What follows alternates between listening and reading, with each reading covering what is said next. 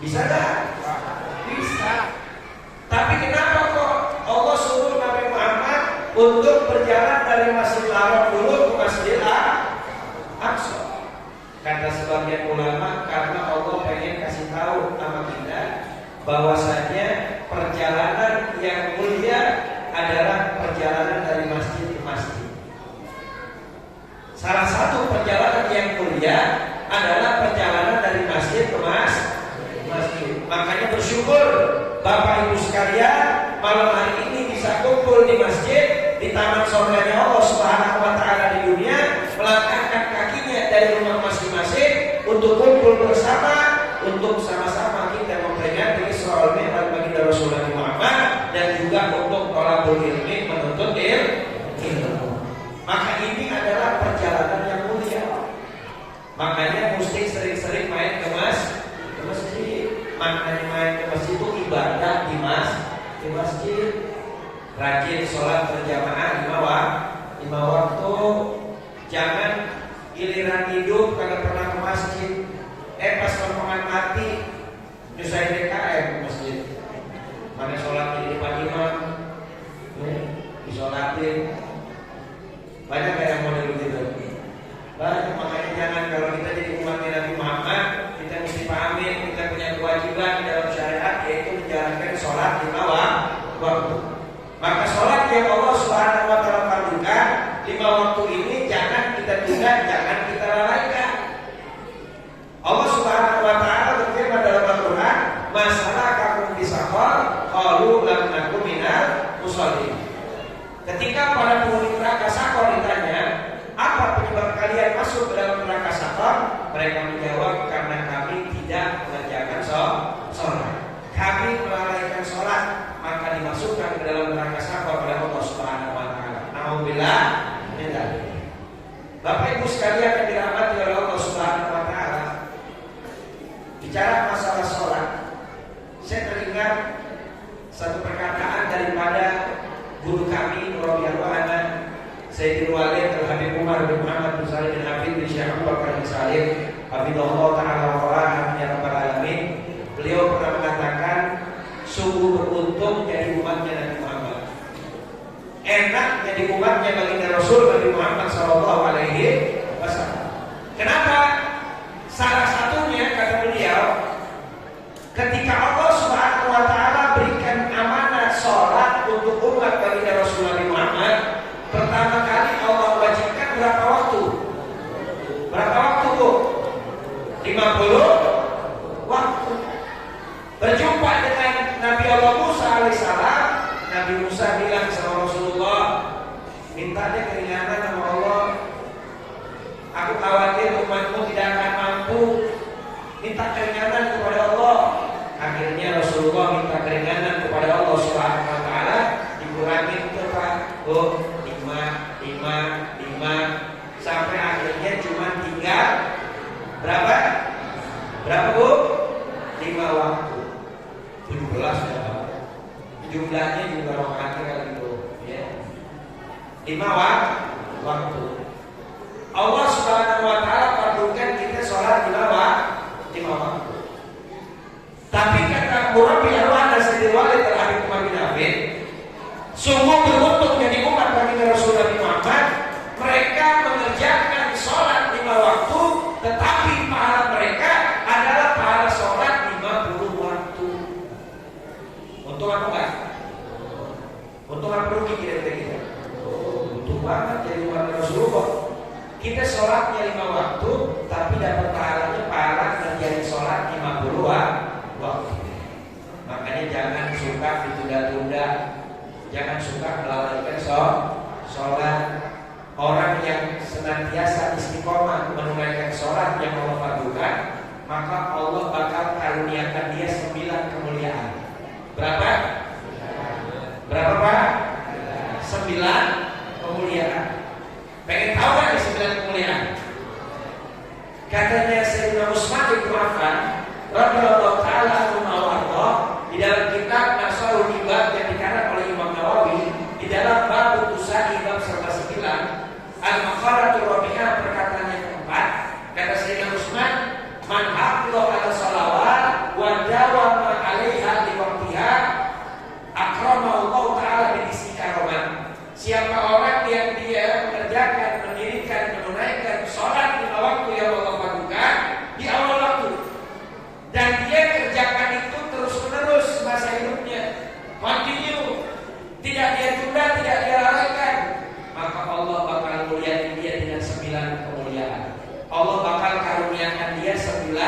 karunia. Apa saja? Yang pertama awaluha yuhibbullah, yang pertama dia bakal dicintai oleh Allah Subhanahu wa taala. Pengen enggak dapat cintanya Allah? Pengen enggak dapat cintanya Allah? Kalau pengen sholat jangan ditunda-tunda. Ini manusia zaman sekarang lebih senang nyari cintanya manusia ketimbang cintanya Allah. Betul gak? Yang dicari pandangan manusia ketimbang pandangan Allah. Padahal kata Imam Syafi'i, ridhonas goyatun la tudrak wa ridho goyatun la tudrak. Keredoannya manusia itu mustahil buat kita dapetin, tapi keredoannya Allah sesuatu yang kagak boleh kita tinggalin, mesti kita cari. Bu, ibu pakai gamisnya cakep banget. Pakai di komplain sama yang lihat temannya, gamisnya bagus, cuma kerudungnya warnanya kurang nyetel. Akhirnya diganti, Pak, pakai kerudung yang bagus, nyetel apa gamisnya. Di komplain lagi sama temannya, ya kerudung udah cakep, gamis udah cakep, sendalnya jadul. Akhirnya dia belanja tuh ke Arion, ya beli sendal yang diskonan. Ya udah diskon 50%, pakai nanya lagi, masih ada diskonnya lagi apa aja? Dia beli tuh sendal yang cakep, udah pakai gamis cakep, kerudung cakep, sendal cakep. Teman pakai komplain lagi, semuanya udah bagus, cuma tasnya kurang merek. Akhirnya beli tas yang merek. Udah beli tas yang merek, udah lengkap semua, dari mulai gamis, kerudung, sepatu, sendal, lalu kemudian tas. Teman pakai ngomong begini, semua udah cakep banget, cuma saya nggak mukanya kagak nyetel. Alhamdulillah, kalau ngikutin omongan manusia kagak ada habisnya. Betul. Maka jangan terlalu sibuk nyari pandangan manusia. Katanya Habib Umar bin Habib, siapa orang yang dia sibuk mencari pandangan manusia, maka dikhawatirkan dia akan tergelincir dari pandangannya Allah Subhanahu wa taala. Alhamdulillah. Makanya yang mesti kita cari cintanya Allah. Kalau mau dapat cintanya Allah, maka sholat jangan ditunda-tunda. Kadang-kadang kan Pak,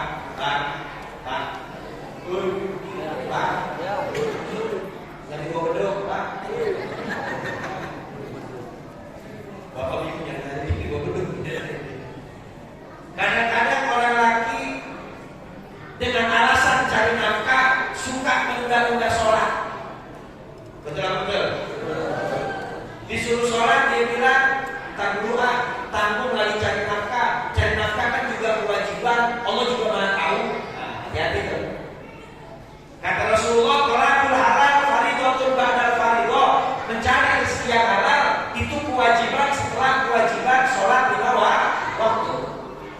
Jadi kalau rezeki kita pengen kilat, maka sholat jangan suka telat. Maknanya apa? Maknanya cari ridhonya Allah Subhanahu wa taala. Tinggalin dulu pekerjaan. Karena kalau ngikutin kerjaan kagak ada habisnya. Mau ke masjid, pas banget ke pengajian maghrib. Dicoret dari belakang. Bang, mau jadi dulu bentar ya? Ya, saya mau sholat. Bentar, ada deket agak jauh. Timbang ke kuburan Pak Ibrahim doang. Sholat dikit. Ya, saya sholat dulu dah bentar, kalau mau tungguin. Setelah sholat saya terin. Ya, kalau begitu kan saya terlambat ini. Saya bayar 3 kali lipat dah. Bang, mau jadi pinggir 3 kali lipat.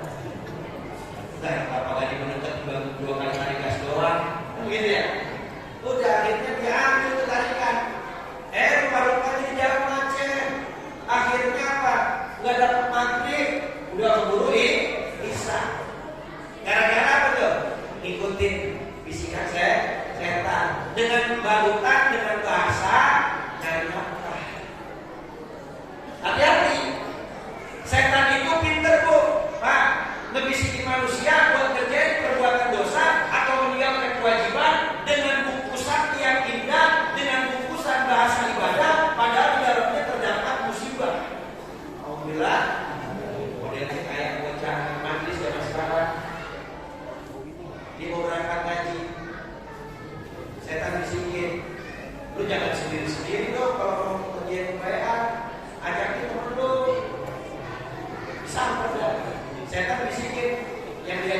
Ekuador perempuan diajak ngaji, cakep gak alasannya? Cakep gak alasannya? Alasannya cakep gak? Cakep buat ngaji.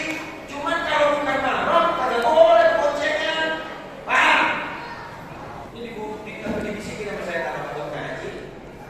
Pas di jalan sama saya tadi dibisikin lagi. Ngaji jam segini tame. Belum ada orang. Beli dulu BKT. Nih BKT. Beli kerang hijau. Kalau kerang hijau yang balado juga. Tapi beli sate kikir pakai rokok. Bumbunya bumbu kacang. Alhamdulillah.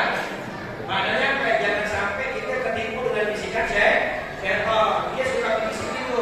Kalimat hakim boleh dari lahir, kalimatnya cakep tapi tujuannya jelek. Maka jangan ketipu. Waktunya sholat, berhenti dulu. Sholat dulu. Ntar udah sholat, baru lanjutin proyek lagi, lanjutin cari nafkah lagi, lanjutin kerja lagi, lanjutin aktivitas lagi. Kita kalau panggilan manusia baru masuk ke telepon kita, belum selesai tuh ringtone berbunyi, udah buru-buru kita. Betul nggak? Betul nggak? Takut apa? Takut yang telepon membawa rezeki. Gak buru keangkat, akhirnya kagak dapat rezeki. Tapi kalau panggilan Allah, antar dulu dah. Baru kita pulang dari pasar, bentar agak dulu, belum dulu dikit, tidur pulas. Akhirnya sholatnya ditunda-tunda. Malah kadang-kadang ditunda-tunda gara-gara urusan nonton sinetron Pak. Nonton sinetron yang judulnya ganti-ganti. Judul pertama, istriku selingkuh dengan kakakku. Judul kedua, udah 2 jam, suamiku direntut oleh pembantuku. Ganti lagi judulnya, mama tukang belanja online, jenazahnya gak diantar pakai perubatan tapi pakai itu. Ya kan judul kan boleh, banyak orang bisa, betul kan? Kadang-kadang gara-gara nonton, akhirnya jadi tunda-tunda sholat. Jangan urusan sholat kalau udah masuk waktu buru-buru kerjain. Kalau kerjain sholat kita di awal waktu agar kita tunda, gak kita lalaikan, maka yang pertama dapat cintanya Allah. Kalau dia dapat cintanya Allah, kata Allah dalam diskusi, ketika aku telah cinta kepada hambaku si fulan, maka aku akan umumkan kepada para malaikat di langit bahwa aku cinta fulan, maka kalian para malaikat cintailah fulan. Maka malaikat di langit mencintai fulan. Kalau malaikat di langit sudah mencintai fulan, maka malaikat menyerukan kepada penduduk bumi, wahai penduduk bumi, Allah dan kami para malaikat mencintai fulan, maka kalian cintailah si fulan. Fayullahu lahul qabul fil ard. Maka kata Allah dalam konstitusi, maka itu orang kemana aja berjalan di muka bumi bakal dapat cinta makhluknya Allah. Kemana aja bakal diterimain, kemana aja bakal disenengin, kemana aja orang demen melihatnya, duduk barengnya. Kenapa? Karena udah dapat cintanya Allah. Bagus ya? Tapi kalau kita gak dapat cinta Allah, sibuk cari cinta manusia, akhirnya kita dapat murkanya Allah, yang ada kemana aja orang deketin. Kenapa? Karena gak dapat cintanya Allah. Itu yang pertama, cintanya Allah. Yang kedua, orang yang dia dawam sholat 5 waktu, tidak dia tunda, tidak dia lalaikan. Kata Sayyidina Utsman bin Affan, wa yakunu badanu shalihan, badannya bakal dikasih sehat sama Allah Subhanahu wa taala. Pengen gak badannya sehat? Sholat jangan suka telat. Sholat jangan ditunda-tunda. Lihat orang-orang tua kita dulu. Lihat ulama-ulama salaf kita. Bagaimana? Ada yang umurnya 60, 70, 80, 90, tapi badannya masih pada sehat. Betul apa enggak? Masih rajin ke masjid sholat berjamaah ya. Alhamdulillah. Enggak ada yang di bawah 60 ada. Bapak Haji main di pojokan yang kemarin kita. Saya yakin itu 60 lebih. Ya, tapi lihat sederhana. Kalau yang lain masih pada gender. Bapak Haji lihat itu seger. Iya, masih kuat nambah. Makannya nambah makannya.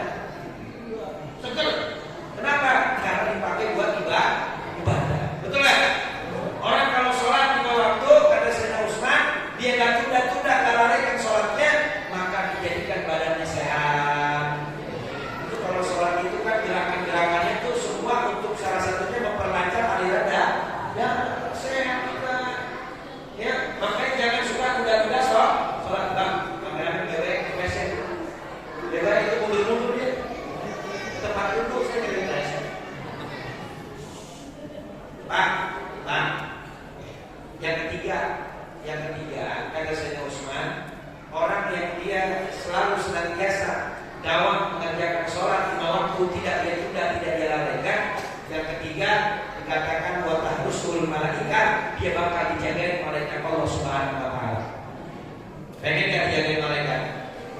Kalau di jalan dijagain sama security, dijagain sama pengawal, dijagain sama bodyguard, masih bisa lalai gak?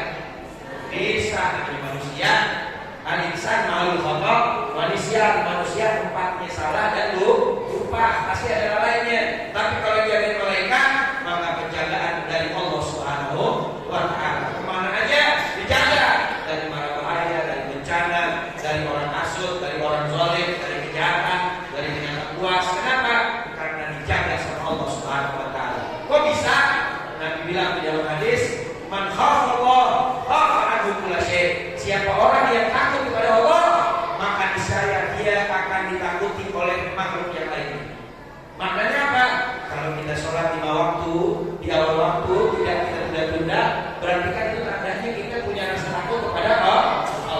Maka orang hamba yang takut kepada Allah, maka makhluk-makhluk yang lain takut sama dia. Kenapa? Karena ada haibah, karena dia punya rasa takut kepada Allah. Makanya dijagain malaikat, dijagain malaikat. Itu yang ketiga. Yang keempat, wa tanzilul barakatu fi darihi.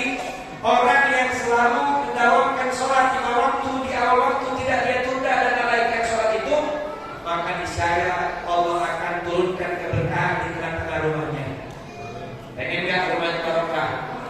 Pengen gak Allah turunin rahmat? Pengen gak Allah turunin keberkahan? Apa itu berkah? Tahu gak? Kita sering dengar kata-kata barokah, betul? Kita sering dengar kata-kata berkah, betul? Artinya adalah ziyadatul khair, bertambah kebaikan.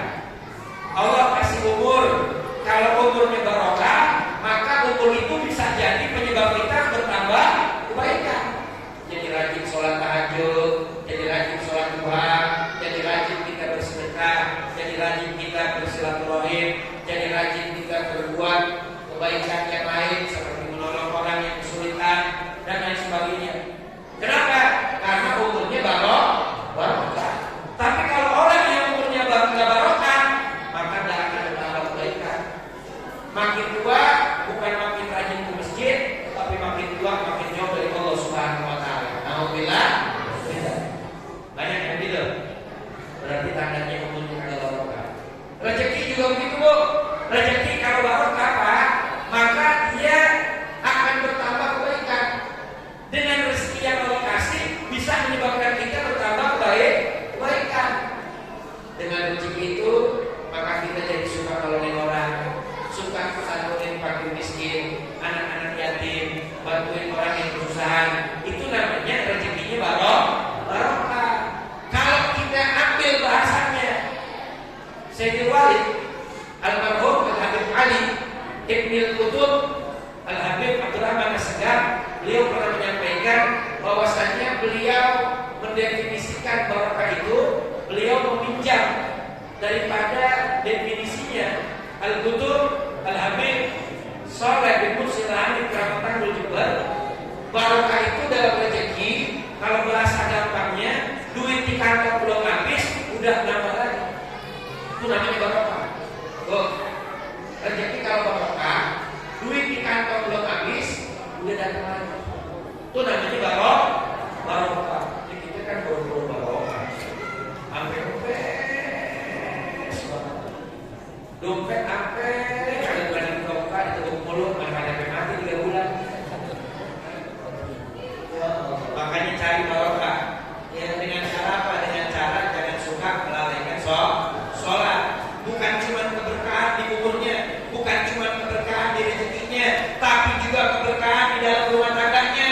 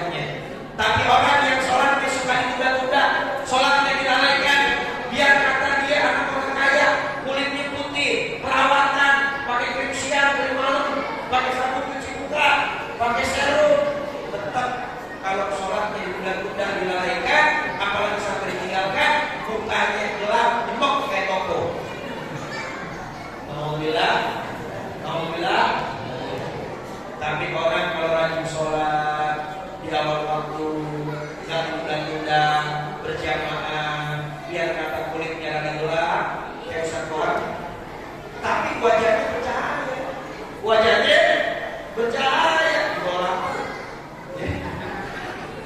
Maknanya apa? Maknanya sholat jangan kita lalai.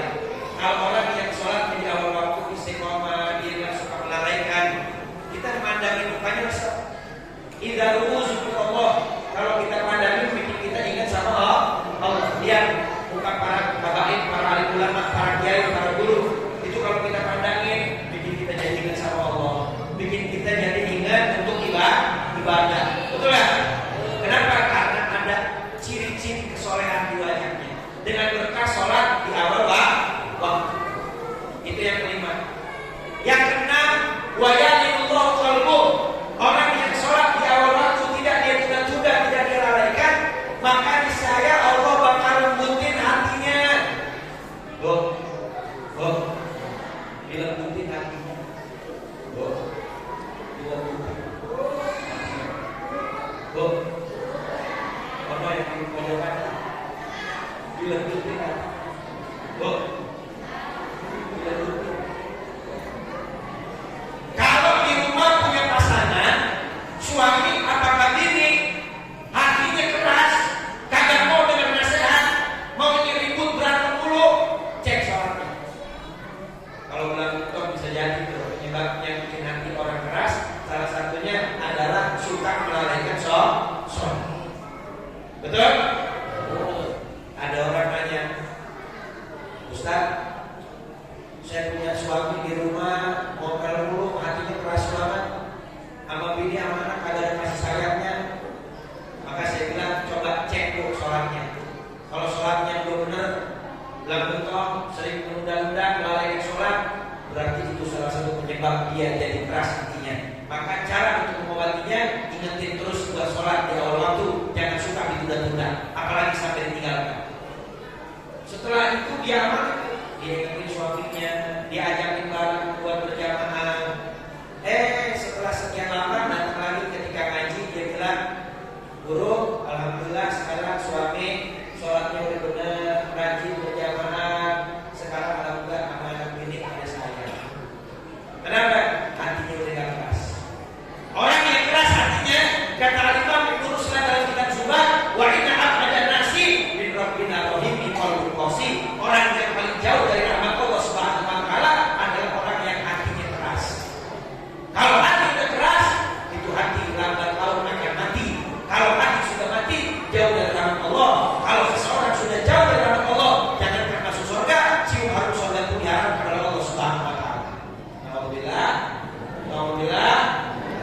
Makanya jangan suka melalaikan sholat.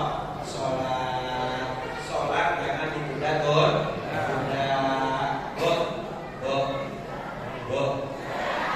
Sholat. Kalau di rumah suami kagak sholat, ingetin. Pak, sholat. Jangan suka ditunda-tunda. Kenapa? Suami itu adalah cerminan istri dan anak-anak.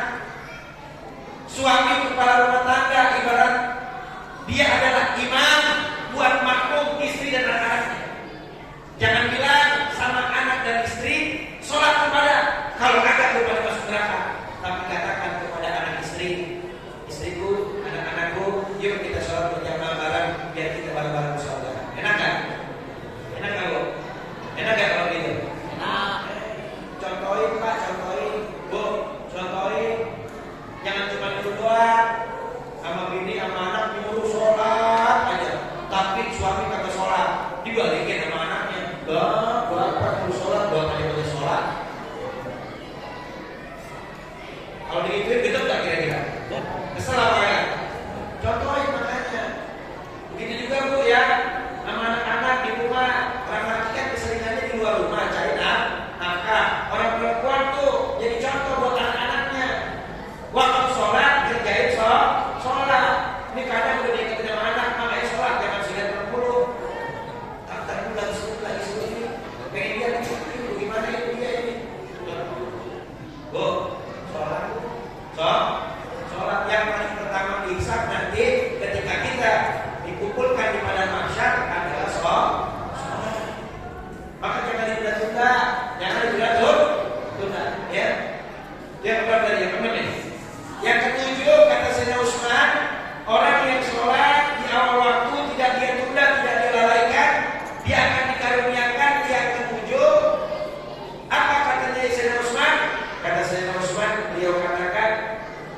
wa yunajjillahu ta'ala min adzabil nar. Allah Subhanahu wa taala bakal selamatkan dia daripada siksa api neraka. Selamat daripada siksa api neraka. Sekarang saya mau tanya, ada nggak di antara kita di sini yang bisa jamin dirinya selamat dari api neraka? Ada nggak? Nggak ada. Kita semua kagak ada yang tahu kita ini selamat apa kagak dari api neraka. Itu rahasia Allah Subhanahu wa taala.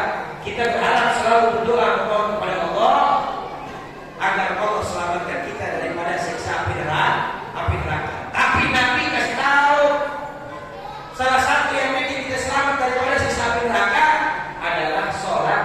Jangan ditunda. Kerjanya di awal waktu. Kita bakal selamat daripada siksa neraka. Tahu neraka tahu? Tahu? Saya baca di dalam kitab Mukhasyafatul Qulub karangan Imam Ghazali, ada beliau mengutip hadis baginda Rasulullah Muhammad ketika ada seseorang yang bertanya kepada Nabi Muhammad, "Ya Rasulullah, bagaimana itu siksa di dalam neraka?" Kata Nabi Muhammad, "Paling ringan-ringannya siksa di dalam neraka, satu butir dari bara api neraka sebesar biji sawi diletakkan di bawah telapak kaki manusia, maka dia punya otaknya menggolak mendidih." Tuh paling ringan-ringannya siksa neraka. Apalagi yang paling beratnya. Dan kata Rasulullah, api neraka itu Allah panasin tungkunya 4.000 tahun. 1.000 tahun pertama Allah nyalain tungkunya, 1.000 tahun kedua Allah panasin sampai apinya berubah menjadi merah, 1.000 tahun ketiga Allah panasin apinya sampai berubah menjadi putih, 1.000 tahun keempat Allah panasin apinya sampai berubah menjadi hitam kelam. Satu hari di akhirat sama dengan 1.000 tahun di dunia. 4.000 kali 1.000 berarti 4 juta tahun lamanya Allah panasin itu api neraka. Kira-kira bagaimana panasnya? Nggak bisa dibayangin. Nggak bisa bayangin. Kita di dunia aja kesudut untuk rokok, palitan. Betul nggak? Kepeteran minyak, bini dari pulau kampung masak ikan, pakai air aja susah. Untuk kepeteran. Itu baru yang begitu yang cemen. Apalagi ntar tuh bagaimana panasnya api neraka. Maka kalau agak mau nyemplung ke neraka, sholat jangan ditunda. Itu yang ketujuh. Yang kedelapan kata Sayyidina Utsman, wa yaqulu ala sirat kadzalika, orang yang sholatnya di awal waktu dia istiqomah semasa hidupnya, maka dia akan lewat jembatan sirat seperti sambaran gelap. Di dalam kitab Sholat Syarah Aqidatul Awam, di dalam kitab Jalal Afham Syarah kitab Aqidatul Awam yang dikarang oleh Sayyidina Ahmad Al-Basuki, yang disyarahkan oleh Al-Imam Al-Marhum Al-Muhaddis Abuya Sayyid Muhammad bin Al-Abbas Al-Maliki, yang ditulis oleh murid beliau yaitu Abuya Ki Haji Iyamuddin pimpinan Pondok Pesantren Al-Awam dan Tujuan Arab. Itu diterangkan bahwasanya yang namanya jembatan sirat itu adalah jisrun mamdudun alamat di Jahannam, jembatan yang adanya percis di atas neraka Jahannam. Dia punya ukuran lebih tipis dari selai rambut di belah 7, lebih tajam daripada pisau. Ada yang berjalan dengan kedua kakinya, ada yang berjalan dengan lututnya, ada yang berjalan dengan perut dan wajahnya, ada yang dia melesat cepat bagaikan sambaran kilat, ada yang melesat bagaikan kelima mata, dan tidak sedikit yang tercemplung masuk dalam neraka kena sambaran api neraka. Dahsyatnya luar biasa. Tapi kalau pengen lewat seperti sambaran kilat, maka sholat jangan ditunda. Pengen gak lewat jembatan sirat dengan cepat? Pengen gak? Sholat jangan ditunda. Yang ke-9 terakhir, wa yunazziluhu fi jiwaril ladina la khaufun 'alaihim wa la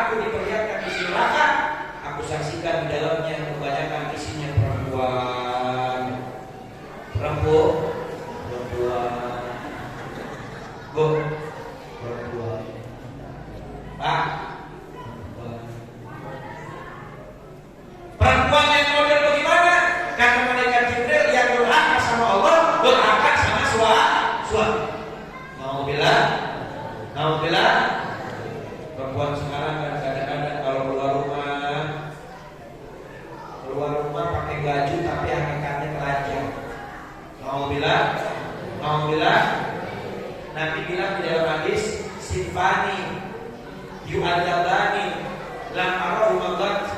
Ada dua golongan orang yang diadab dengan adab yang dahsyat oleh Allah yang aku belum pernah lihat sebelumnya.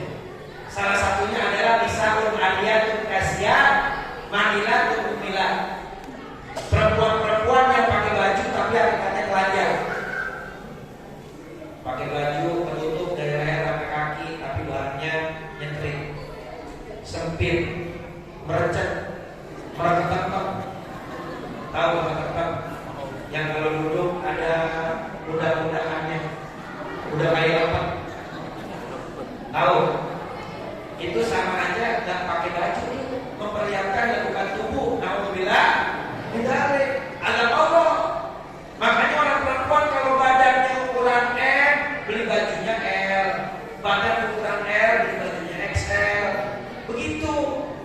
Biar gondrong, biar nggak memperlihatkan lekukan tubuh. Dan sebagus-bagusnya pakaian yang dipakai wanita yang disukai Nabi adalah warna hitam. Kenapa? Karena menutup aurat, tidak memperlihatkan lekukan tubuh, tidak tembus mata. Ya, makanya di tarik itu perempuan-perempuan ditarik di Al-Qur'an itu mereka seperti gagang hitam.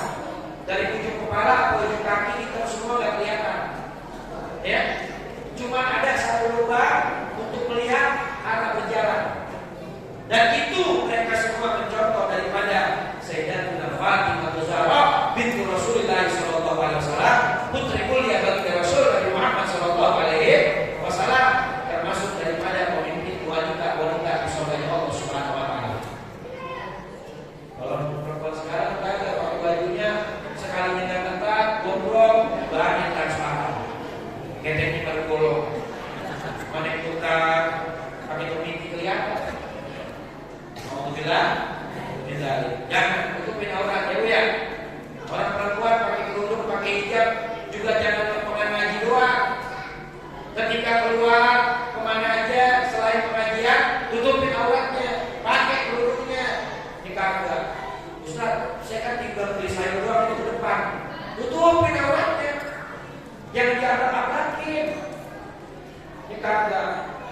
Ngaji doang pakai kerudung. Kalau pulang pengajian keluar kemana-mana gak pakai kerudung. Kerudung pada nyangkut di meja TV, nyangkut di belakang tempat tidur, nyangkut di kandaran lemari, nyangkut di belakang pintu. Sekalinya cuma pakai bingung kudu mana duduk. Ayo pakai kapal. Ketawa dulu. Jangan yang boleh tutupin auratnya.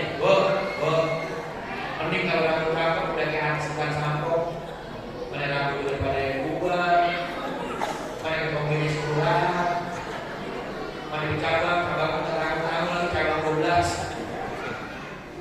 Tutupin auratnya. Orang perempuan itu kalau dia pakai hijab akan lebih nampak muda. Betul nggak? Betul nggak, Pak? Betul. Benar. Kenapa? Karena yang udah pada berubah ketutup bukan, betul nggak? Yang rambutnya udah di sini jauh ketutup. Ya kan rambut gimana di sini? Diperbuatan, betul nggak? Kelihatan lebih muda. Makanya saya bilang orang perempuan yang pakai hijab nutup aurat yang umurnya 50 itu kelihatan kayak perempuan lebih muda, kayak perempuan umur 49.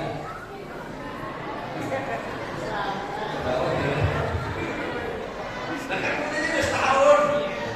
Iya, tutupin auratnya. Kalau keluar rumah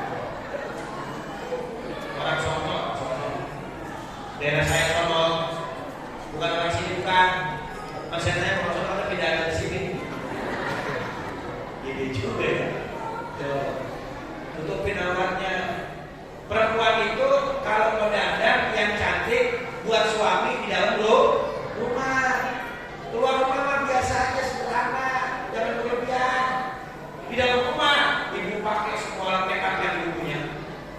Ada foundation nomor 5 yang warnanya natural pakai eyeshadow, eyeliner, pakai bulu mata yang anti lupa, jangan dikasih lupa.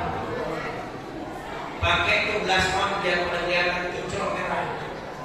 Pakai lagi lipstiknya yang waterproof, yang anti air, biar nggak luntur. Pakai tuh yang namanya setting biar kelihatan mancung. Tapi buat suami di dalam rumah. Kalau keluar rumah biasa sederhana aja. Ini kagak kebalikannya Pak. Di luar rumah belanda berbeda kayak begitu. Di dalam rumah mukanya dia kayak rokok. Kalau keluar rumah wangi banget. Pakai minyak wangi ngambil udah kayak udara baru. Kita di dalam rumah baunya 3 rasa. Leher orang lain, badan bau minyak urut, tangan bau pesket sama plosa, sama autan. Lelaki itu pahit, pahit. Biar kakak buat suami, ya. Orang perempuan biar pada paham. Jangan keluar memperlihatkan bentukan tubuh. Jangan suka membuka aurat. Ajarin sama anak-anaknya di rumah. Jangan sampai gara-gara anaknya pada buka aurat, orang tua kalah masuk surganya Allah Subhanahu wa taala. Mudah-mudahan dua pesan ini bisa kita pahami. Dan yang terpenting, bini jangan pada durhaka sama suami, bu biar pada taat sama suami. Bini kalau taat sama suami, kalau tuh bini tinggal dunia, suami kehilangan. Kenapa? Karena tuh bini yang soleha, tuh bini orang baik, kalau rumah jangan dikumpulin.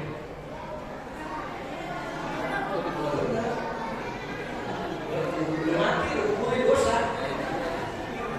Jangan hukumnya terbaik kembali, ya. Makanya biar pada bakti sama suami. Tapi sebaliknya bu, tuh bini kalau dia bakti sama suami, dia meninggal dunia atau suaminya meninggal, suaminya rego sama bini, maka tuh bini jaminannya sorga. Tapi sebaliknya, kalau seandainya bini itu dia durhaka sama suami, kagak taat sama suami, lawan sama suami, sering keluh sama suami, gak pernah bersyukur dengan rezeki yang Allah kasih lewat tangan suami, kurang keluh, tuh bini kalau mati lagi girang. Gak benar. Ada ceritanya, Imam Hasan Basri pernah ketemu di pasar. Imam Hasan Basri ini pimpinannya tabi'in. Beliau pernah ketemu di pasar sama orang dagang. Dagangnya rajin banget. Ada orang lewat ditarik, ditawarin dagangannya sampai bohong-bohong. Setelah beberapa lama Imam Hasan Basri ke pasar lagi, ketemu dengan orang yang sama, tapi cara dagangnya beda. Beda. Diem aja di pinggir toko. Ada yang datang, yang dilayani. Kalau ditanya bagus atau kagak, ya kalau menurut kamu bagus beli dah, kalau nggak bagus jangan beli. Lemes dagangnya. Imam Hasan Basri tanya, Bulan, kenapa cara dagang kamu dulu sama sekarang beda?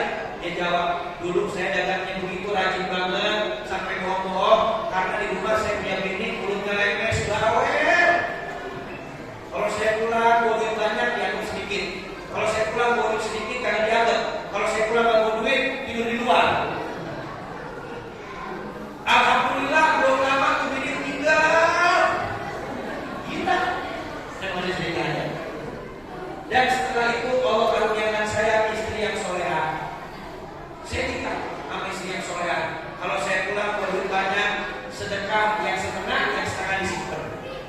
Yang setengahnya disedekahin. Kalau saya pulang bawa duit sedikit, diambilnya banyak. Kalau saya pulang bawa duit, dia sabarin saya, sabarnya bang. Hari ini mungkin rezeki abang tuh iman, Islam, bisa bernapas, bisa ibadah, bisa cari nafkah. Mungkin rezeki duit belum, besok Allah kasihnya lebih banyak. Begitu. Tuh bini menurut itu enak gak? Enak gak? Oh luar biasa. Langka. Langka. Di 2 bulan ada di Bekasi. Akhirnya mau ojek. Pulang bawa duit 50.000. Dikasih sama bininya. Nih duit ojek 50.000. Kata bininya bang 50.000 hari ini cukup bakal apaan? Kurang. Laki dipikirin kan bingung, pusing. Biasa ojek habis sarapan jam 8 sama ngopi. Dia berangkat habis sholat subuh gak sarapan. Pulang-pulang jam 5 sore. Dapat duit rada dia cepet dikasih sama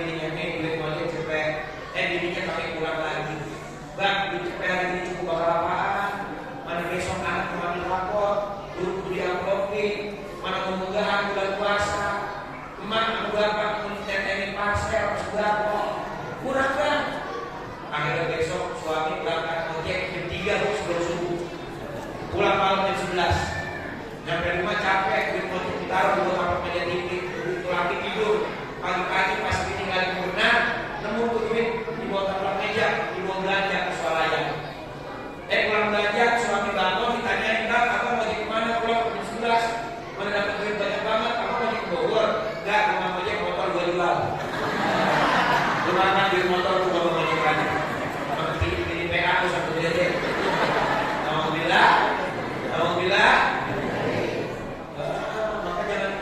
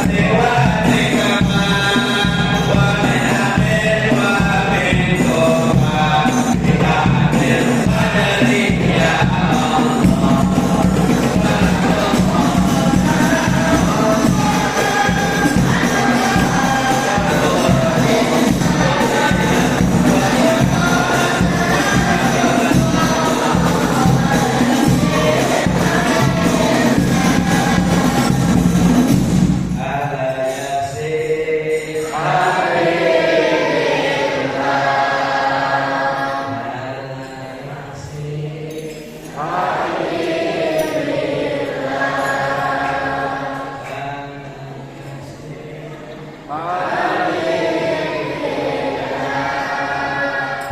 Ibu sekalian yang dirahmati oleh Allah Subhanahu wa taala, 21.30 saya minta redhonya, saya pamit. Insyaallah mudah-mudahan yang sedikit manfaat di dunia wal akhirah.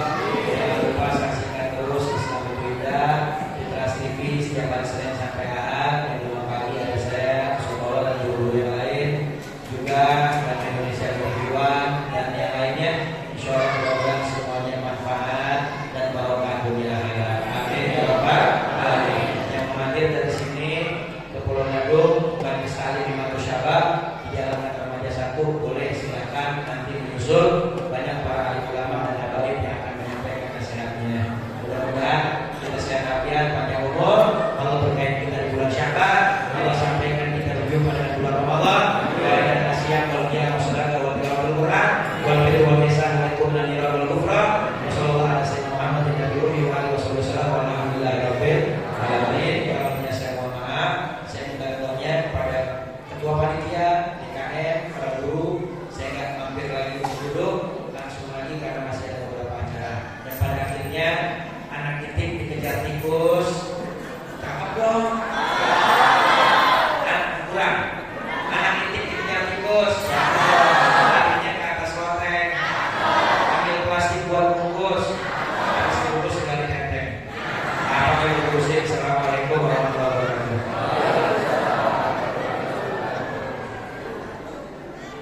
Himbauan untuk para hadirin sekalian, acara selanjutnya yaitu yang santunan anak yatim. Mohon untuk tidak meninggalkan masjid terlebih dahulu.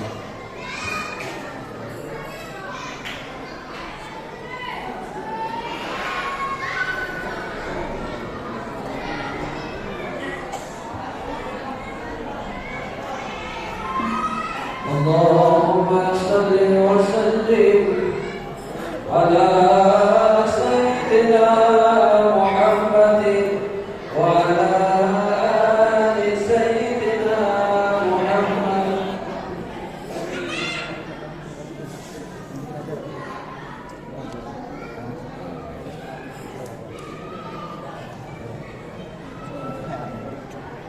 Mohon himbauan kepada semua hadirin supaya kita mendalam masjid karena acara selanjutnya itu santunan anak yatim.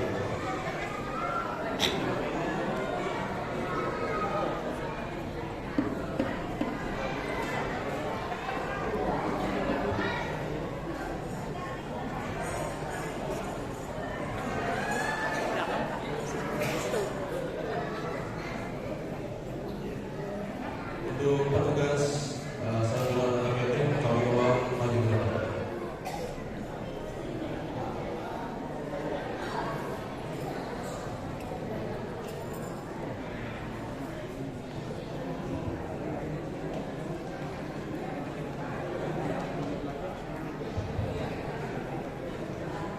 Kepada koordinator santunan anak yatim, kami mohon untuk ke depan. Mohon